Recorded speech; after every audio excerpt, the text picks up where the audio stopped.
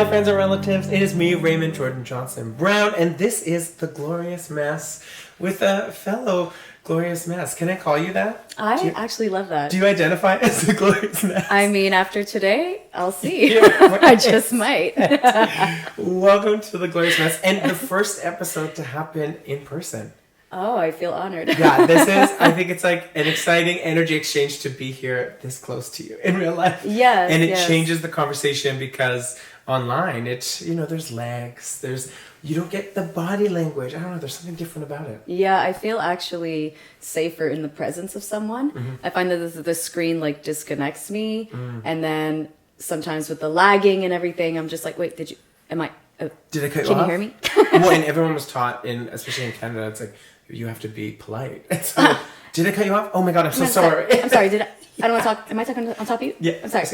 See, it's happening right now. This episode is actually a really exciting episode because it is about our journeys in being enby, non-binary, genderless folks, navigating a heteronormative industry that loves to put males and females in binary boxes, and boys wear pink.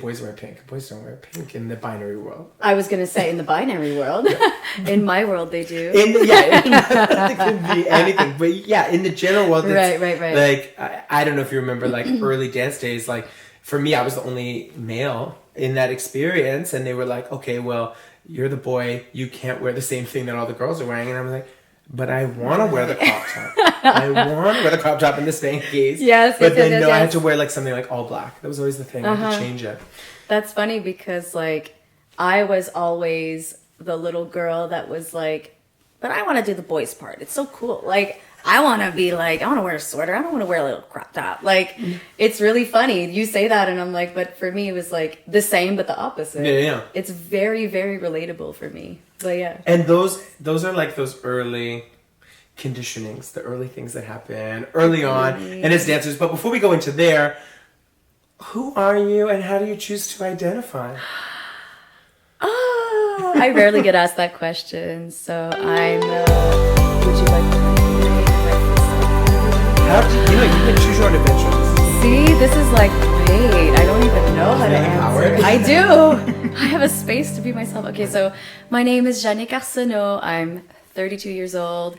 I'm a human.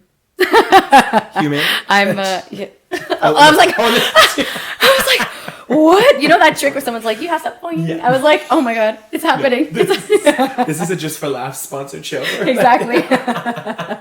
See, this is why in person is so much better. Through the screen, you'd never get these awkward moments. No. But I use they, them, she, her pronouns, and I guess non-binary. I love labels because they're empowering and I feel seen, but sometimes I don't like them because I'm like, I don't relate to all of the umbrella terms. So I guess, I'm just a human still navigating my gender identity, and that's who I am.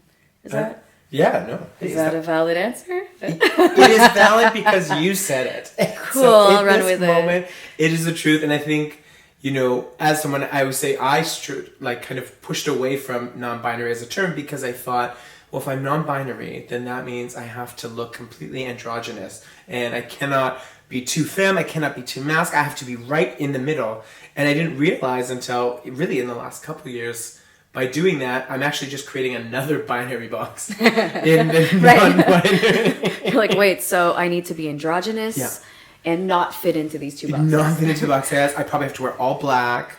As I have black nails. Black eyeliner, but then is that emo? So then am I still non-binary? This is like, all of those questions are making my heart race faster because like, I've been through this questionnaire before and I feel like it's exactly that. Like, non-binary folks don't owe you androgyny, but it's a question and it's something that's being brought up a lot. So I love that you say that.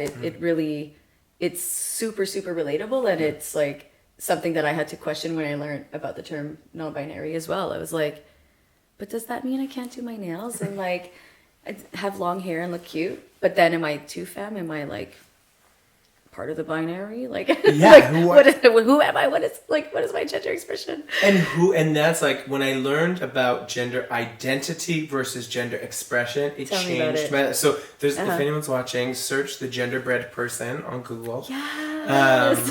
When we're sponsored next season, there'll be an edit in there that will Click on the link below. Yeah, but the genderbread person essentially explains that gender identity is like our own, how we perceive the self. And so that's why I loved being genderless, because it allowed me to play with different forms of masculinity and femininity in one. And it came into my dancing too. Like I loved dancing in heels and being a slut, sexually empowered. Yes. That was, I loved doing that, whereas I felt like in masculine styles I had to be hard and everything needed to hit, and I'm going to try and pop. That was me popping, yeah. Congrats. Thank you. But you had to say it was that. I was like, yeah, oh. yeah. High gold. Participation. But your gender identity is your own, and then your expression, it can really live on this spectrum between masculine and feminine. And in there, it's so nuanced and gray. And so just like I'm a living, human, breathing human, and so are you, when we look at our gender and even our sexuality in that way, how we choose to show up and how you identify who you are today, we could look to you a year from now, it could look different. Right. And that's like a beautiful thing. That literally happened. Yeah. Like me a year ago, I was identifying as like a cis woman, and I was like, oh, maybe I'm just like a lesbian, but do I even identify to that? And wait, does my sexual orientation have to be equal to my gender identity? And I was like, I didn't know who I was, and I was still kind of figuring out like my gender identity. I was still figuring out like, but I like to be masculine, but I like to be masculine with a touch of femininity. But then if I'm non-binary, my androgynous. And then people around me are not really as, maybe they're not as educated. I don't want to sound mean by saying that, but then some of the people in my surroundings are like, oh yeah, like all these dancers looked so non-binary. And I was like, what does that mean? So then it made me question myself. I'm like, I'm not non-binary if I don't look the part, but what's the look of what does a woman look like? What does a man look like? What does a non-binary person look like? So before that's why when you're like, you can switch, you can be like someone completely different in a year. I'm like, yeah, me a year ago, I was like, I think I'm a woman because I got nails and long hair. Yeah. When what makes up what is woman and what makes up what is man is so complex, and it doesn't have to do with these physical things, but we're taught, and I'd be curious on like a sexuality front, like when I saw gay men portrayed in media, it was like, oh my god, we talk like this, and we have like a big lisp all the time, and we're like everyone's gay best friend, and this is exciting, and all of our clothes are super tight and bright. Tight and bright. Tight and bright. That's oh my god, hashtag. Yeah, hashtag tight and bright. And bright. And so when I started my gay career. Not career though. Why? When I started my career. First of all, I need to know what that entails, but keep talking. That's when you started. My gay career. That's going to be my new podcast. I'm stealing that. Oh yeah, you can have it. You can have that. Yeah, 10% though. Circle back. 10% pour moi. This is a bilingual podcast now. So. Oh my. But when I accepted who I was as this queer person, that's what we're going. When I started making those decisions, I thought, well, I have to wear these bright colors. I have to wear tight fitting pants. And I remember going to the gay bars and like looking around and pulling all these things of what it meant to be this person. And then as I grew up, I'm like, but these fit. Clothes don't fit. I'm a big person. Like these tight ass pants did not fit me well. These shirts were not flattering. But I was trying so hard to fit into it. That's what you have to do to be gay, right? And then what about you? Like as a lesbian, did you feel like you had this pressure to? So even what's like, I say funny for lack of a better term because I laugh about it. But what was funny to me is when I started dating my now fiance, that's where you zoom in on the ring. When I started dating her, I automatically was like, oh, well, if she's femme, that means I have to be mask. I have to be the mask one, right?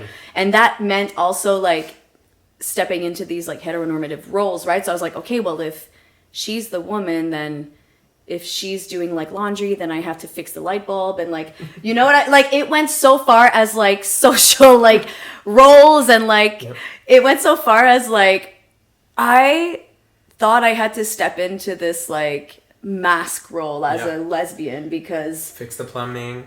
You know what I'm saying? Yeah. And then I kind of like dug deep into it and realized like, wow, I'm still trying to be like straight in a lesbian couple. I'm still trying to fit into like the societal norms of heteronormativity because that's what's like in me, that I had to unpack that. And now today it's like, yeah, we can both be femme, and yeah, we can like, I can have my mask days, or like, yeah, we can do chores that are not associated to like a gender role. And like, but that was like a whole, like it sent me off on a whole journey of like my style, my like gender expression, and like, yeah, it was a weird time. I don't know if you went through any of that. It still is. I'm still like, yeah, I'm still figuring it out. I'm still navigating that lifelong journey. Yes, hashtag. And it's like, honestly, there's nothing wrong with being fluid. There's nothing wrong with changing. There's nothing wrong with figuring it out as you go. I'm 32 and still changing every day. Like, yeah, a year ago I was like, I'm a cis woman. I said that on like this show I was on. I was like, I'm a cis woman. And it's like label. And today I'm like, I'm a janick cisgendered, cisgendered, femme-presenting woman. Very specific lesbian. Yeah. But not gold star lesbian because, you know. It happened. I was young. But definitely U-Haul lesbian though. Yes. Actually, you're a U-Haul lesbian. On set in my partner's home. I'm in your U-Haul. Yeah, you're in my it's U-Haul. Very cozy. So this is a challenging societal norms. Like gay men do not commit or U-Haul, and back. So I am actually challenging societal norms by U-Hauling like a lesbian. Thank you. So we're coming together. But it's that like when you look at like we're talking about chores and all these things. It's like these are things we're taught, and it's through media and what we see, what we're taught. Everything is separated. Like I so appreciate newer spaces where like bathrooms are just like private and we all just wash our hands together because it's like, no, why do we need separate bathrooms? I know. Why do we need, like, we're just going to release fluids and things from our I was scared of what you were going to say. But I was scared of what you said release and I looked away. I was like, I tuned out. I was worried relieve ourselves from our tummy aches. Release the demons, etc. Whatever happens in those rooms. But we're here on this podcast. We're here in this moment. This is the messy part of the gloriousness. This is it. You're we're live, deep into it. Live. This is also live. Yeah. But in those things we're taught, and like taking it back into like growing up, and even in your like professional dance experience, like, how did gender normativity play into your experiences? Like, well, just like the casting, I mean, I was always casted as like the video vixen, or I was always casted as like a super femme woman. My costumes, I mean, I was always thrown in a heel. I was always put in like lingerie, or like, and I'm saying always, let's say often, most often.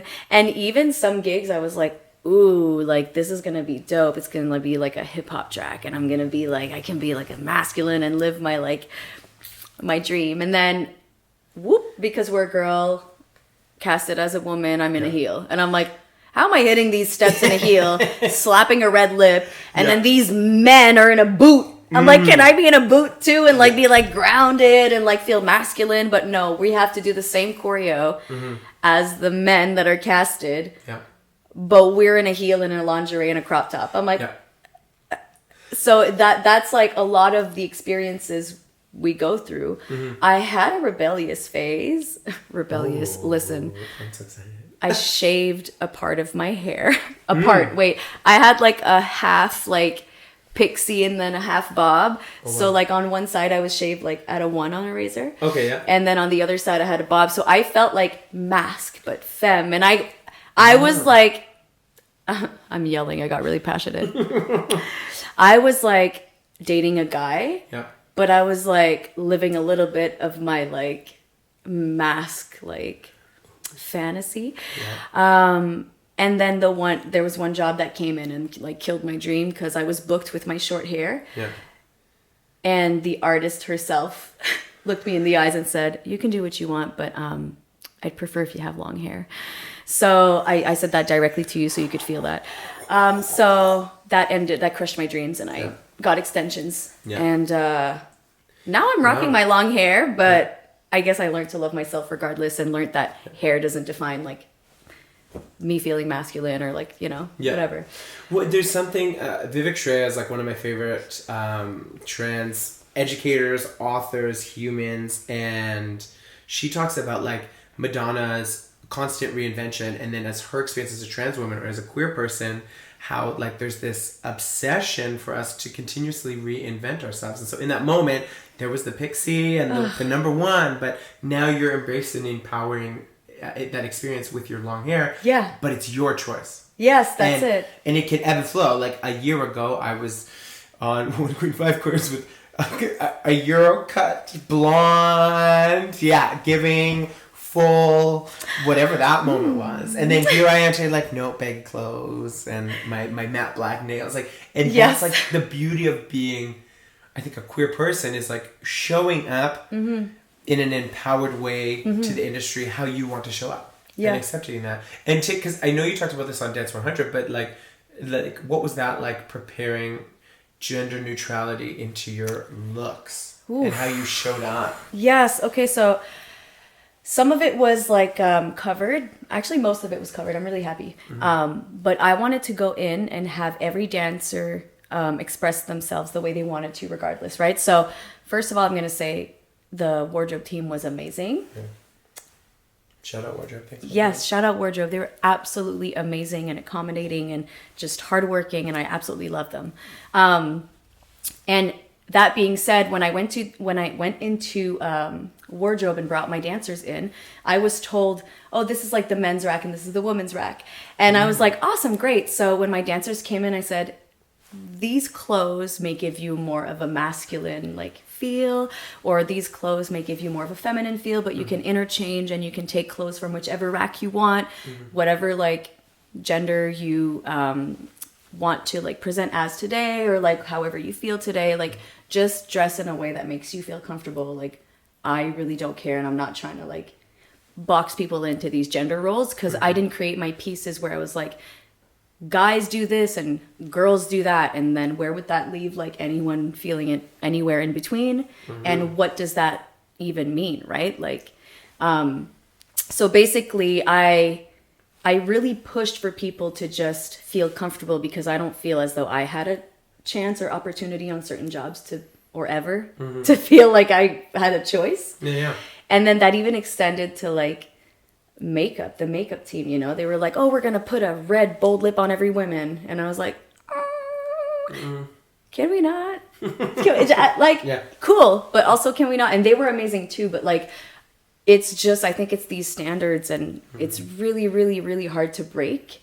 So I felt as though if I can like one step at a time, one job at a time, one opportunity at a time, like kind of push back and give an opportunity for people to just be themselves, then why put girls in a heel if we don't have to? And who are we calling girls anyways? Like, are they self-identified, or are we looking at bodies and humans and saying girl, guy? So that was a big thing for me, and I'm happy it came through. As a viewer, if you're watching and you're like, cool, like you really did this, then I did my job. The 100, nobody knew, because there was 100 of us. No, just kidding.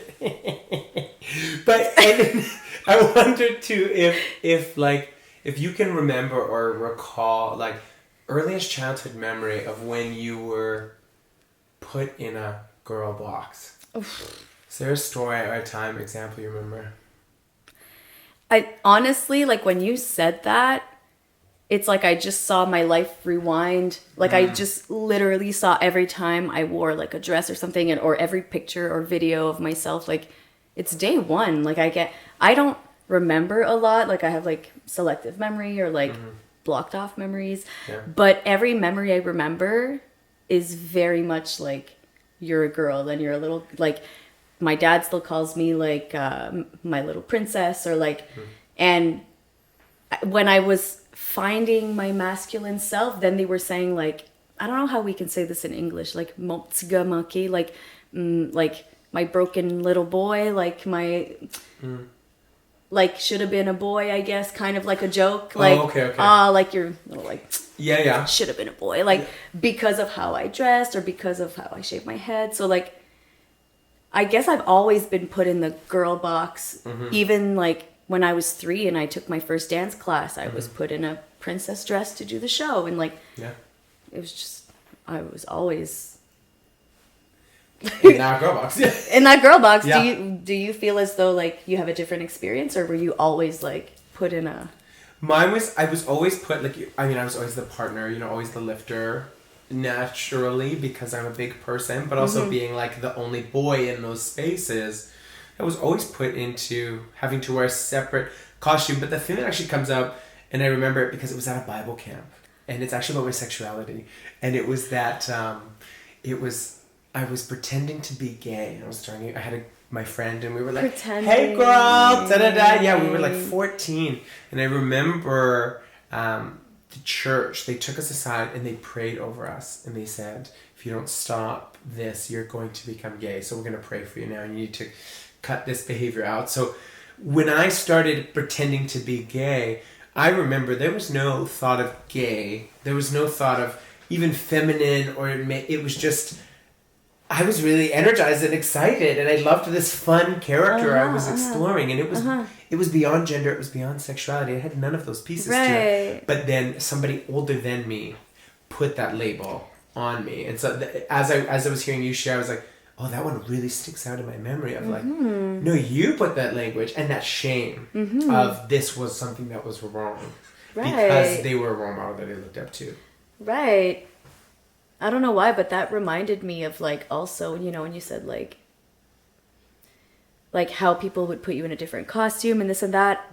This is weird, but like when I first started exploring the dance style hip hop, just because I could wear baggier clothes and I could wear like the same thing as boys in my class, I started feeling like more comfortable, because I wasn't like in jazz, like I guess like guys could wear like sweatpants or a loose like tee, but I had to wear like tight, right? Yeah. Tight and bright. Yes. But in like my hip hop attire, I felt like I could steal my brother's clothes, and I felt like now I feel like loose and I feel like comfortable and myself. But I don't think I really knew why, and I don't think I was like dressing up like a guy, but I loved feeling masculine. And I wasn't playing a part. I felt really truly like myself, but I just felt like myself in masculine attire. And I think I started sometimes like overdoing, especially when I started working. So let's say like 18, 19-year-old, like working as a dancer, because I was always forced to be feminine at work. Then I started dressing more masculine out of work, because I felt like there needed to be a balance of some sort. And today, because I'm not forced to dress in any type of way, or at least in the spaces I choose to work in, I balance my personal life. Then I like a good healthy balance for my like body and my like gender expression.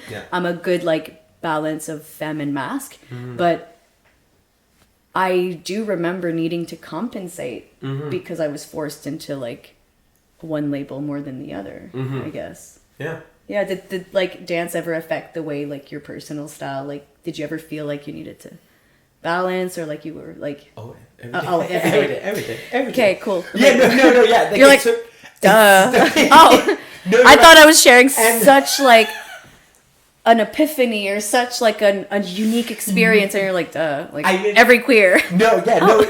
Oh yeah, every queer dancer. You not? What do you mean? Of course we do. It's called collective queer trauma. Hashtag that as well.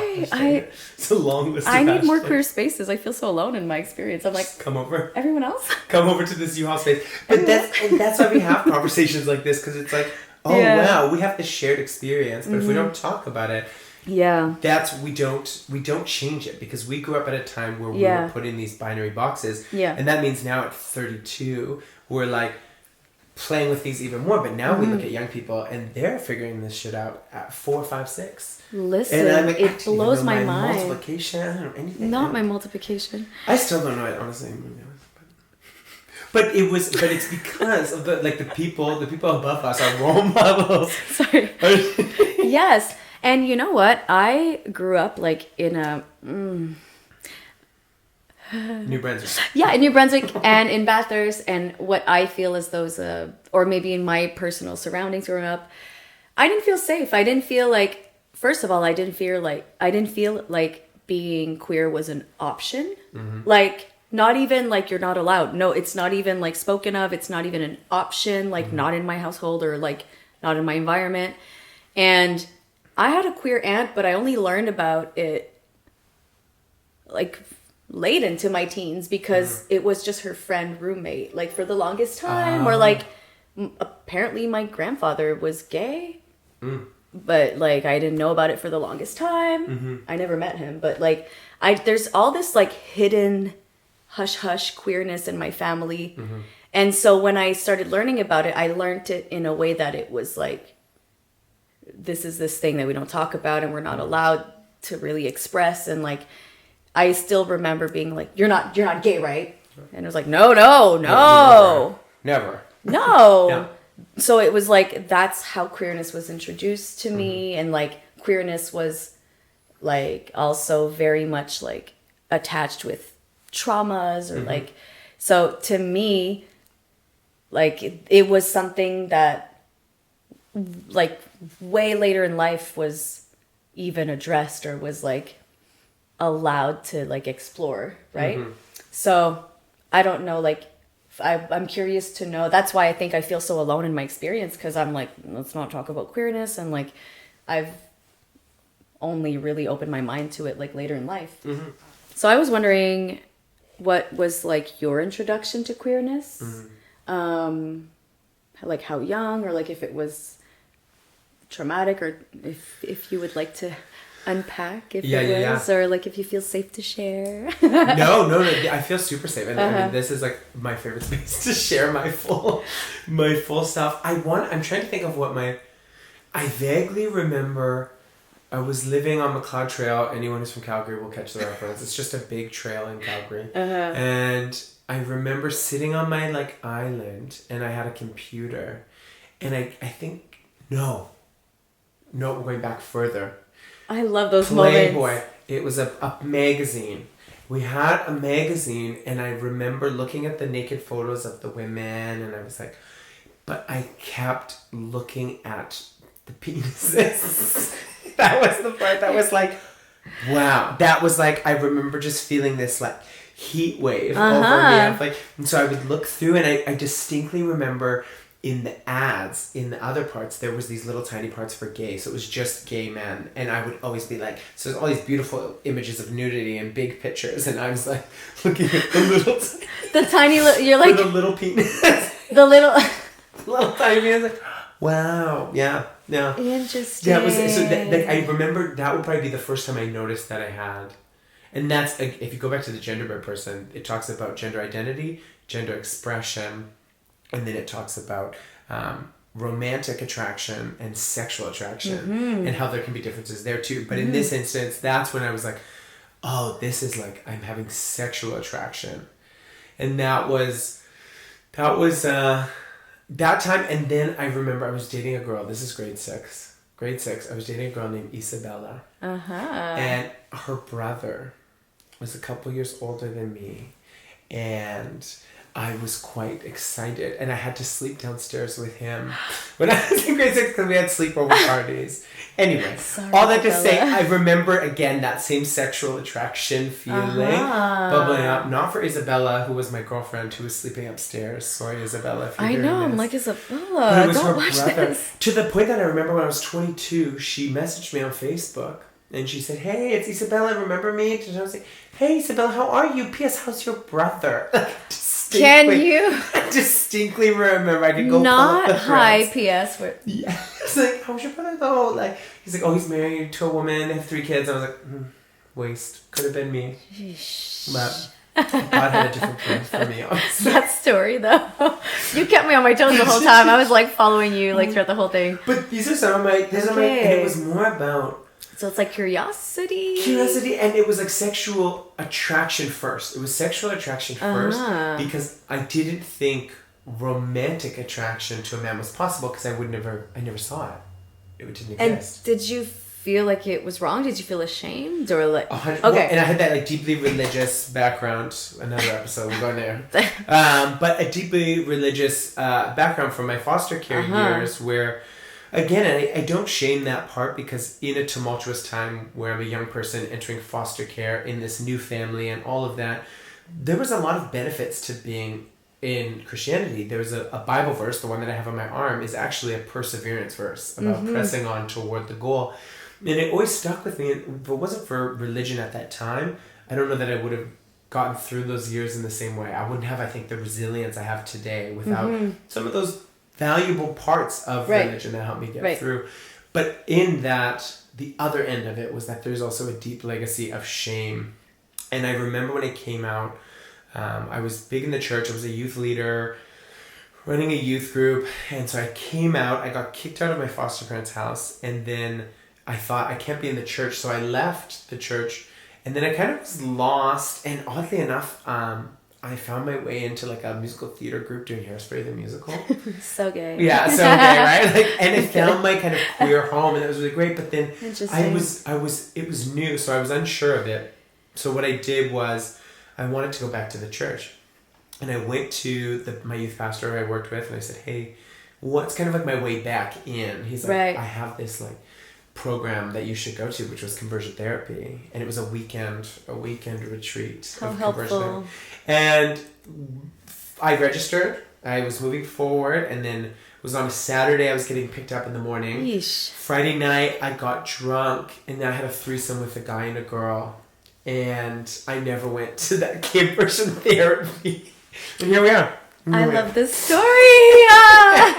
So that. Juicy. Quite a fun, Your quick story's experience. better than mine. There's no comparison. There definitely is one. This is like juicy.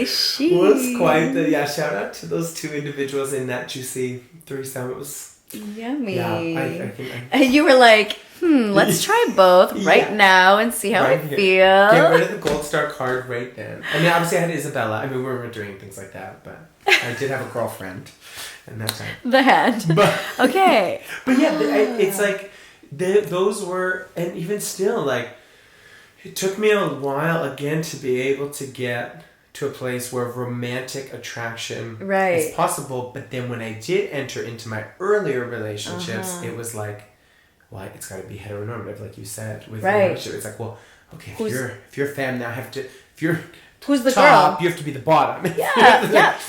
Those kinds of things. It's like all these questions and things, but it always comes back to what we were taught and the people above us, our dance teachers, our educators, our media influences. And that's why I wanted to check with you as someone who's a choreographer and educator.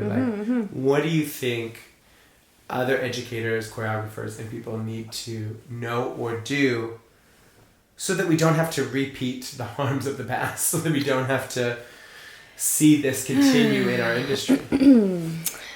Sheesh. I have the say. Here we go. Should I get a pen and paper? I know.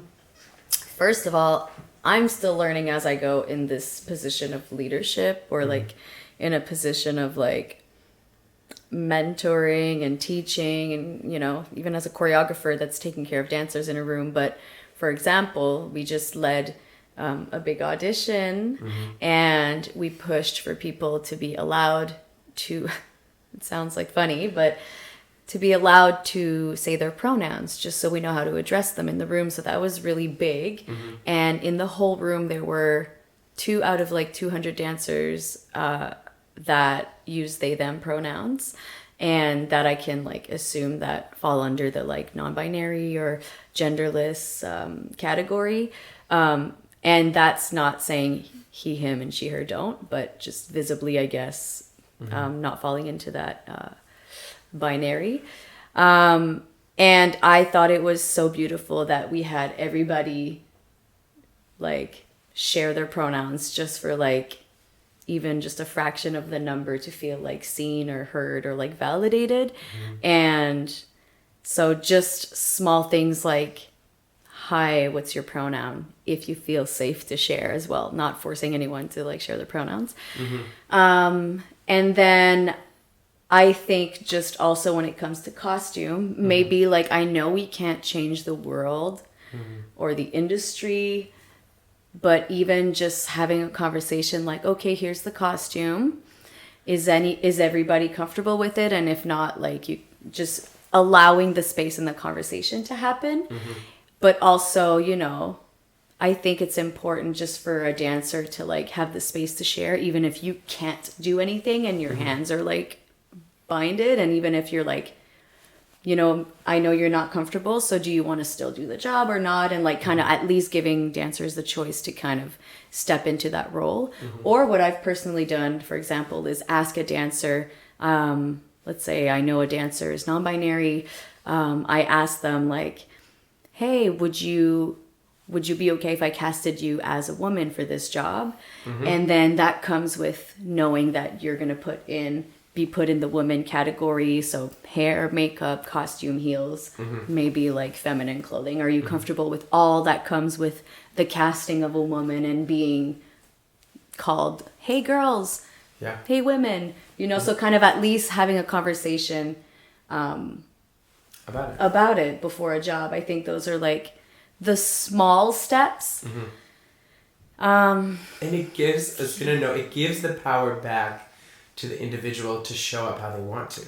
Right. Instead of just throwing people and assuming and being like, seeing someone in an audition and being like, that girl and that guy, and I'm going to book them as a video vixen and put them in a heel and it's just like, it goes back to kind of the work I was trying to do, or the work that I did on Dance 100. And so I know it's like a small thing, but for me, I think those are the small steps. Of course, we can talk about like the big changes, but it's so hard to picture that when we're still in a space where people are having a hard time with simple things like pronouns, or with guys in heels. When people are still trying to digest that on Quebec TV and on like... And it's still like, wow, this is huge. Like guys in heels is huge. Wow, there's a guy in a heel on Quebec TV. We did it once. We did the diversity. We were inclusive. Woo, we don't have to do it again. And do you think being gender neutral, like obviously I am new to Quebec and really new to French, even though I did do French immersion back in the day. Cute. But it's not enough, clearly. Cute, alors, tout ce que je dis, c'est bon. Oui. But when you look at gender neutrality and French, it's like how... Like, let's talk about that. It's hard because I find that the French language has less neutrality. French language, like, we put pronouns on things. What's the pronoun for this letter? I think it's masculine. C'est un briquet, genre. Or like, this is feminine, you know, like, this is masculine. Like, for no reason, someone was just like, her, him. And then the neutral pronoun is yel, but it's still a mix of like he and her. And in my Acadian background, like I speak like a different dialect of French. When I say like elle, which is like her, we all say like yell, but yell is the neutral like term. So for me, it sounds like her. Just because I'm Acadian, though, like not to every like Quebec French speaking, but just because I'm Acadian, when I hear yell, it still sounds like her. Because we back home, we say yell, yell, yell, yell. Okay. To point like to her. So I'm really like, I still haven't figured out my pronouns in French. And every time someone asks me, I'm like, ugh. Please don't. So I'm just like her. Yeah. She, her, because that's what I look like to you. So I won't be like just she, her. It's fine. And that's the part we play is so significant, but also sometimes in the big picture feels insignificant because there's so much work Right. to be done. Right. And I think the best thing we do is have these conversations like this, have conversations about what this means for us, and open space for dancers to have these conversations, taking moments to, in a dance class, to share pronouns before you start class. You said dance class? Groups. Yeah. Boy groups, girl groups. Yeah. Pairing as a choreographer. Yeah. Pairing and showing hetero couples all the time and forgetting that there's queer couples. Yeah. I mean, I did an episode of Chanteur Masqué with Kim and Vincent's choreographers. Okay, yeah. I think it was season 1. And they paired up couples and they put me with a woman. And I was like, and it's like, to them it was like, yeah, just representation. Like you're queer. They put 2 guys together. They put a guy and a girl together. And I was just like ecstatic to have some sort of representation and to be myself on a dance job on TV in a couple with a woman. Yeah. I was like, that was a first, and that was Kim and Vincent here in Quebec. Like, I was like, I was in LA and Vegas and London and name it, and now I'm like, this is a first for me. I'm 32. Yeah. Like, so those little things also, like, to circle back to, like, what we can do, like, representation. Yeah.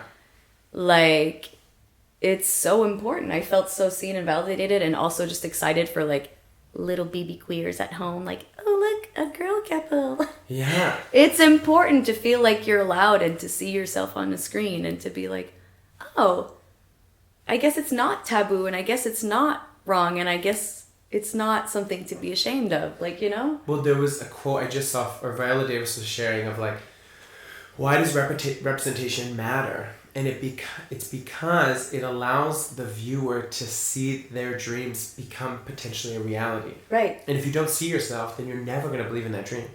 And whether your dream comes true or not is not the case, but the opportunity to dream is such a beautiful privilege, and it's our job as people, when we have positions of authority as choreographers, even adjudicating, you know, I gender neutralize my adjudication notes and don't make assumptions. And me too. It's, you have to, when you have a bit of authority, you have to speak up for those who don't have a voice, and speak up to make space for spaces that haven't been made for us to do better and build hopefully a better future. All of that. I'm all optimistic. of that. Yes. All of that. I know you say that, and I have like stars in my eyes.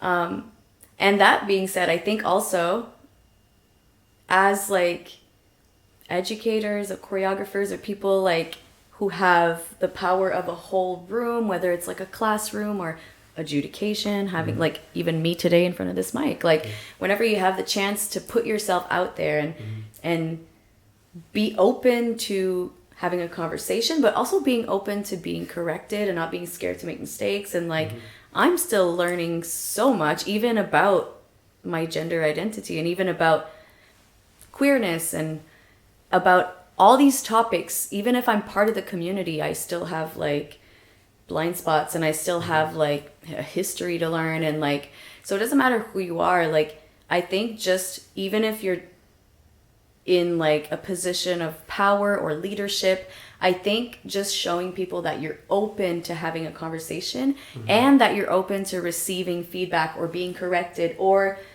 telling them, please correct me if I'm wrong, or like, please be yourself, or please, like, just being open to, I don't know, just being open to receiving. I think that's something that a lot of people miss out on, because a lot of people try to show that they know and try to show that they're educated and show that they're woke or show that they're there, but there's always something to learn, because we're always evolving, and there's new terms that come out, and so we're ever evolving beings in this experience, so I think that's also something that's important, is to show that you're open. You're open to receiving and open to being corrected. And before we started this episode, you were talking about safe spaces, and you made the point of this, but is the reality is like you can't ever create a fully safe space, right? Because the reality is, as we heal, new moments of trigger or activation come up, and we're like, holy shit, what triggered me yesterday, what didn't trigger me yesterday triggers me today. Yes. And so instead, though, as educators, as teachers in these spaces, leaders, you can say, we can make an accountable space, a space whereby you can call me out or call me into a dialogue that helps me learn more and helps you to learn more. And it can be reciprocal. It can be beneficial for us both. And that's really, I think, the best intention we can set in those spaces. I love that. In our rehearsals, when you conduct rehearsals, like there's so much, opportunity, and those little moments of acknowledgement and these choices in a room of 10 dancers, then you've empowered 10 dancers. And then those 10 dancers are teaching 10 other studios. And it just continues to ramify. And I think as we do that, then we're going to see that change and that vision, that dream of that collective safe space that we, I think, envision. And so in a bit of a conclusion, I want to know, what would you say to any of our NB folks, non-binary folks, listening to today's dialogue or watching on YouTube? This conversation. Well, first of all, you've come to the right place. I hope you liked our little conversation. Keep exploring, and know that it's okay to not know as well. Fluidity is beautiful. Life is in a constant state of change, so it's okay if you change your mind. It's okay if you don't feel the same from yesterday to today to tomorrow. Know that you, in the state that you are today, is exactly where you're supposed to be. You are perfect the way you are. Know that the experiences you go through and the people that you meet are there to teach you a lesson, and the hardest lessons come with the best advice and the best gold mine and the best nuggets of knowledge. So just know that there is a lesson in every challenge and every failure. There's so much I want to say, but I think this is what I'm gonna. I love that. That was you with. Oh my gosh! If I had tears still, I would have teared. It's okay, baby. It's okay. We're all cried out. We're 33 and expired. Right. But I would just want to say thank you for your vulnerability. Thank you for your courage. Thank you for the work that you continue to do for our community. And I appreciate you. And for everyone listening, I hope you'll join us on another episode of The Glorious Mess. Thank you for coming today. Stay blessed, stay queer, stay gender and sexually diverse. And yeah, that's it. That was perfect. I love that. Yes.